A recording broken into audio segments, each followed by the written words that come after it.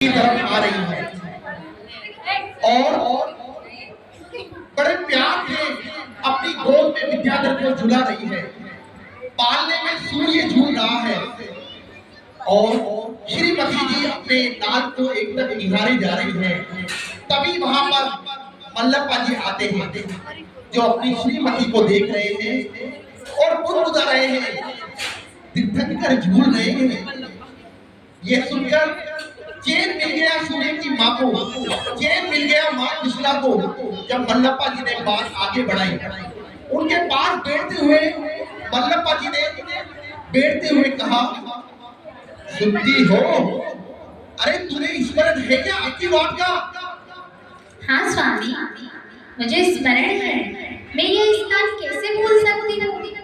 सत लगा से 18 किलोमीटर दूर से समाधि स्थल पर जिसके लिए कीर्तिधारी मुनि भट्टारक विद्यासागर जी की स्मृति संचित है और उसे ही अक्कीवाट के नाम से जाना जाता है। और जहाँ हर अष्टमी और चतुर्दशी को हम माथा टेकने जाते थे और उन्हीं के आशीष से मेरे उधर में यह शिशु आया और उन्हीं के नाम पर हमने उनका नाम रखा है विद्याधर। श्रीमती जी थोड़ी थकी हुई प्रतीत हो रही थी और वहीं अपने बालक को लोरी गाते गाते सुनाते सुनाते वहीं सो जाती है।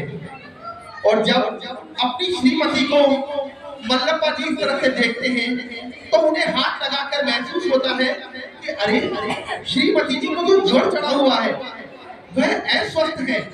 लेकिन अस्वस्थ को अस्वस्थ ना मानकर श्रीमती जी आज भी व्रत करेगी।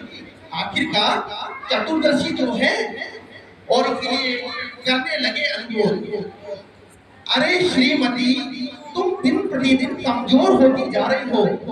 सैकड़ों अष्टमी और चतुर्दशी आई और तुम हर बार उन्हें अपने सिर आंखों पर लेती रही, कभी व्रत कभी उपवास। परंतु आज मेरी बात मानो, मत करो व्रत, स्वस्थ हो जाओ, फिर जब सब ठीक हो जाएगा तब नहीं रोकूंगा तुम्हें। क्षण भर को शांत बनी रही श्रीमती जी और फिर नारद की संपूर्ण शिष्टता को अपनी जिह्वा पर लाकर बड़े धीरे से खड़े होकर उत्तर देने लगी। श्रीमती जी खड़े होकर उत्तर दो। क्या कहूँ मोही या क्या कहूँ रानी?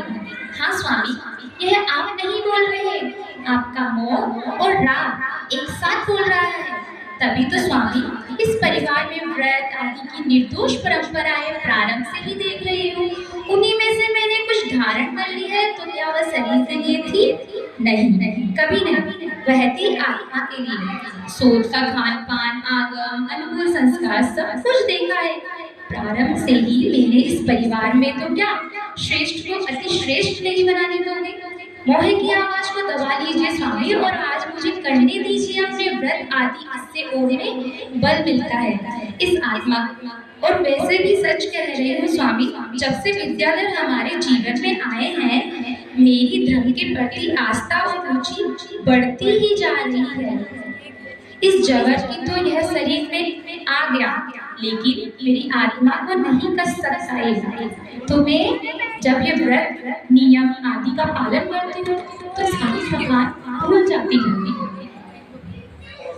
जब वे अपने लाल को गोद में उठाती है तो सारी थकान भूल जाती है और अपने लाल को गोद में लेकर के कह रही है, सूरज है तू मेरा चंदा है तू, सूरज है तू मेरा चंदा है तू, ओ मेरी आँखों का तारा है तू, सूरज है तू मेरा चंदा है तू। एक माँ अपने बच्चे को ऐसे ही लोरी सुलाती है ना। ये थे मल्लप्पा जी और श्रीमती जी के संस्कार, जिन्होंने प्रारंभ से ही देखा था। अपने घर में जब वो आई तो अष्टमी चतुर्दशी का उपवास कर रही थी। लगातार उन्होंने ये व्रत उपवास किए और जब ज्वर हुआ तब भी उन्होंने ये नहीं छोड़े। तो ये था हमारे नाभिका का प्रथम दृश्य। बड़े पुत्र का नाम रखा था महावीर स्वामी के नाम पर महावीर। और विद्याधर जी के बाद आई शांता और सुवर्णा और उसके बाद उनके दो पुत्र हुए जिनका नाम रखा शांतिनाथ और अनंतनाथ। आइए अब हम आपको लेकर के चलते हैं ऐसे दृश्य की तरफ जहां पर उनकी माँ दही पिलो रही है। जहाँ श्रीमती जी दही मिलो रही है और तभी सभी शैतान टोली आकर के माँ के पास में खेलते खेलते पहुंचते हैं।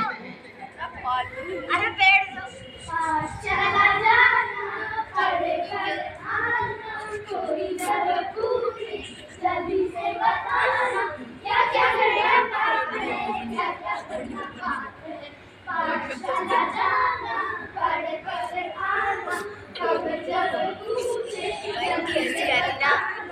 और सभी बच्चे खेलते खेलते बाहर निकल जाते हैं, लेकिन विद्याधर अपनी माँ के पास वही बैठ जाते हैं और वो अपनी माँ से पूछते हैं, माँ ये आप क्या कर रही हैं? बेटा मैं दही से मक्खन निकाल रही हूँ।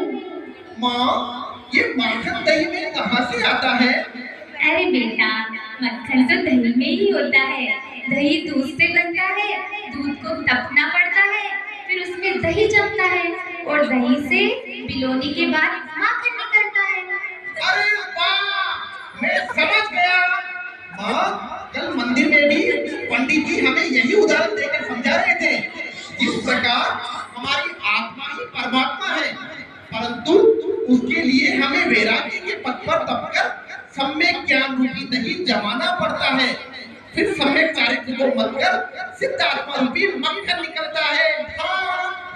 अरे बस मेरे ज्ञानी बेटे, तू दिन भर खेलता ही रहता है। तुझे पढ़ाई करनी चाहिए, तेरी परीक्षाएं नजदीक है। पढ़ाई तो मैंने कर ली माँ, मुझे सब कुछ याद है। याद है तो क्या, और पढ़ो। अरे बाबा क्या पढ़ूं? सभी किताबें कॉपियां दोहराते चल, गणित करने की आदत डाल। अभी परोसो रोज ही तो मैंने तुझे भट्टामर जी में भी याद करने के लिए कहा था ना, याद हुआ था थोड़ा बहुत? हाँ हाँ, मैंने परसों ही पूरा याद कर लिया। मुझे गणित हो गया है। अभी सुनाता हूँ।